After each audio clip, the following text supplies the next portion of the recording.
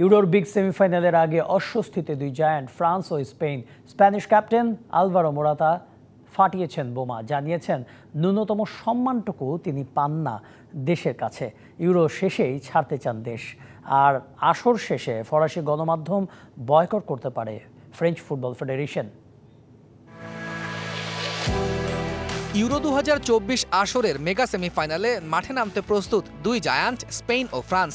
এই ম্যাচ ঘিরে ছড়াচ্ছে উত্তাপ। স্পেনের কাছে ম্যাচটা প্রতিশোধের। 4 দশক আগে ইউরো ফাইনালে 2 গোলে হারতে হয়েছিল এই ফ্রান্সের কাছেই। এবারে অবশ্য পরিস্থিতি আলাদা। দারুণ ছন্দে স্পেন, বিপরীতে অনেকটা ভাগ্যের জোরে সেমিতে ফ্রান্স।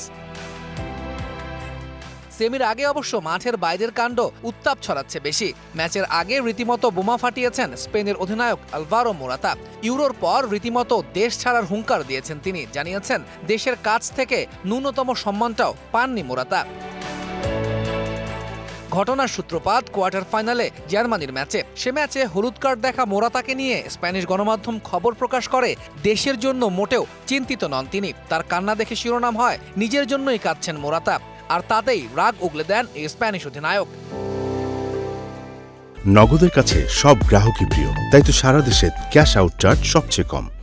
মোরাতা জানান তিনি কাঁদছিলেন দেশের জন্যই। স্প্যানিশ এই অধিনায়কের ভাবনাটা যে সবসময় দেশের জন্য, সেটাও উল্লেখ করেন তিনি। ক্ষোভ প্রকাশ করে মোরাতা বলেন স্পেনে তার উপর সবসময় র্যাগিং চলে, তাই ইউরো শেষেই দেশ ছাড়ার হুঙ্কারও দেন তিনি। এর আগে অ্যাটলেটিকো মাদ্রিদ ছাড়ারও পরিকল্পনার কথা জানিয়েছিলেন মোরাতা। তার এমন বক্তব্য প্রভাব ফেলতে পারে দলের মাঠের পারফরমেন্সে।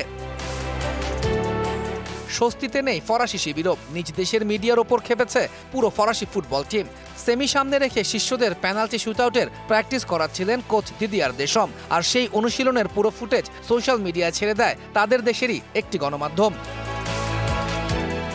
দলের স্ট্র্যাটেজি এভাবে সোশ্যাল মিডিয়ায় তুলে দেয় চরম ক্ষিপ্ত ফ্রান্স শিবির। গুঞ্জন উঠেছে ফ্রান্স যদি সেমিফাইনাল জিতে যায় তাহলে দেশের মিডিয়াকেও বয়কট করবে তারা। তৌহিদুল ইসলাম, ডিবিসি নিউজ ডেস্ক।